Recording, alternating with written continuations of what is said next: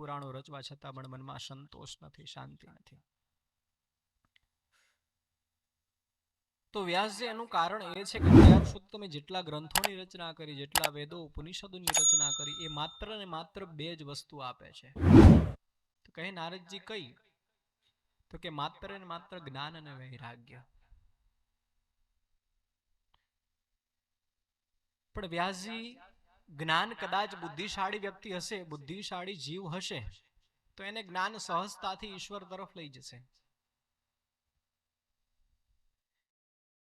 એ જ્ઞાનને પચાવી શકશે.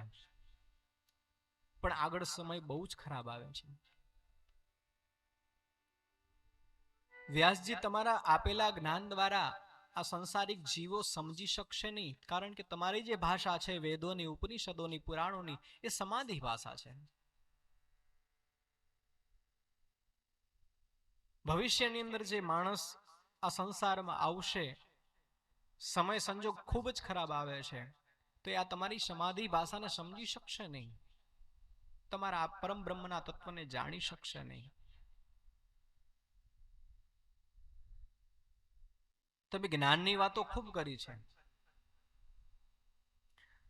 પણ એ જીવ એ પરમ બ્રહ્મ તરફ ત્યારે જ પહોંચી શકશે કે જ્યારે એ જ્ઞાનને પચાવી શકશે.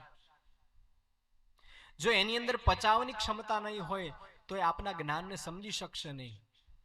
સહજતાથી શ્રવણ કરી લેશે, સહજતાથી વાંચી લેશે, પણ એને સહજતાથી સમજણ, એની બુદ્ધિમાં વાત ઉતરશે નહીં.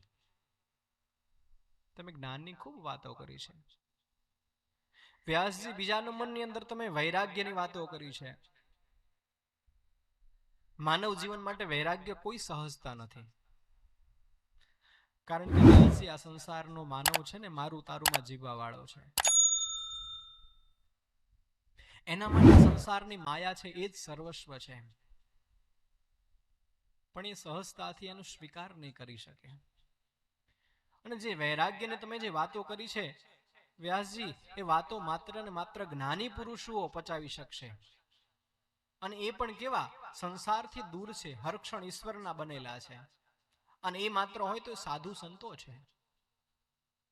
સંસારની અંદર રહેલા માયાજાળમાં ફસાયેલા કોઈ જીવ આ વૈરાગ્ય યુક્ત જ્ઞાન નહીં પચાવી શકે.